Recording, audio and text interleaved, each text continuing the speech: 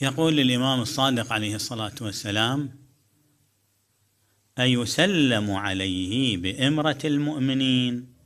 الإمام لا يحدثهم عن الإمام الحجة المنتظر اللي بعد قرن الله يتولد، بعد ما مولود. الإمام الصادق دا يتحدث عنه.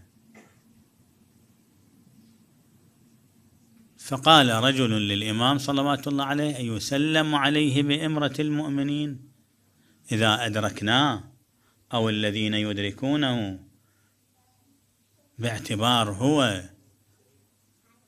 يظهر الله الدين على يده، وبعد راح تصير له حكومة ظاهرية، يصير مثل أمير المؤمنين نقول له: السلام عليك يا أمير المؤمنين؟ قال: لا،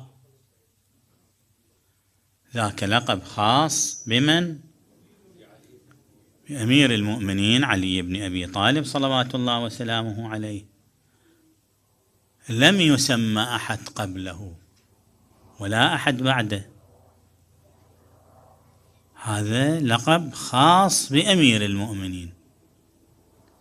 قال: زين يعني ذولا هالمقدار زين هالسؤال وهالكذا. قال: فكيف نسلم عليه؟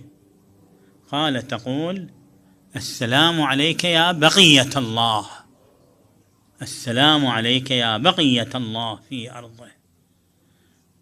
وهذه الجملة الشريفة أيضا في زياراته اللي ورثناها وموجودة عندنا أيضا، هذه موجودة.